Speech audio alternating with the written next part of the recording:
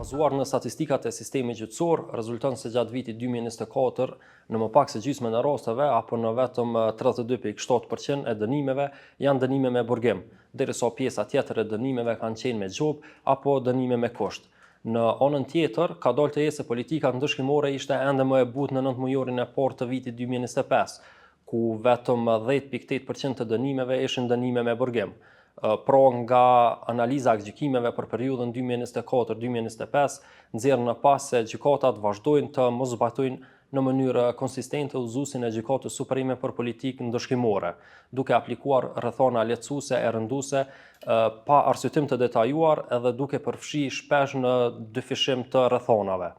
Gjykata shpesh vetëm përmendin parimet e përgjithshme pa bërë vlerësim dhe arsyetim konkret të tyre. Sa i përket raste kur shqiptohen dënime të butave apo të kurzuara të politikës ndëshkimore, e tha dhe kolegu Shala që ka shumë raste të cilat zyrtar tani ose gjenden në penzion, ekzistojnë rrethana të cilat ne i kemi vlerësuar dhe është në diskrecion në trupit gjykues që të vlerësoj sa i përket politikës ndëshkimore. Dhe normalisht që këto dhënat e juaj e rritin këtë dhe ka raste që kemi shqiptuar dhe dënime me gjobe dhe dënime të kurzuara për faktin se rrethanat kanë dërguar në atë lehtësuese për të marrë këto dënime të kurzuara. Ka progres sa i përket edhe politikës ndëshkimore duke zbatuar udhëzuesin e Gjykatës Supreme.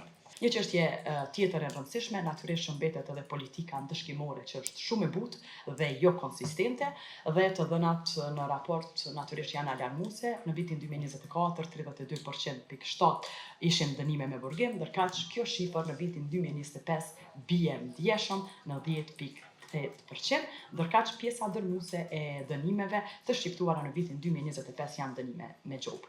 Unë konsideroj se për korrupsionin një politikë ndëshkimore kaq e butë nuk e arrin qëllimin e dënimit penal, nuk e parandalon korrupsionin, nuk e lufton korrupsionin dhe natyrisht nuk ndikon në ndërgjegjësim. Në anën tjetër, moszbatimi i dënimeve plotësuese në rastet e korrupsionit është po ashtu aspekt problematik. Megjithse shqiptimi i tyre në rastet e korrupsionit është obligativ sipas kodit penal, analiza e IKD-s gjen se ato janë shqiptuar në vetëm 47.5% të rasteve në vitin 2024 dhe vetëm 11.69% në vitin 2025. Në këtë zinxhir institucional të luftimit të korrupsionit, prokuroria mbetet hallka kyçe që nis dhe udhëheq ndjekjen penale, një rol që vetë përfaqësuesit e saj thonë se duhet ushtruar pa dallime. Ne them qytetarëve se askush s'është mbi ligjin. Gjitha rastet që i kanë edhe që ku dyshohet se dikush po kryen ndonjë vepër penale, potencialisht mund të kryejë vepër penale, ti referojnë atë, ti lajmërojnë apo sinjalizuesit ndihen të lirë që në secilin rast ti drejtohen prokurisë shtetit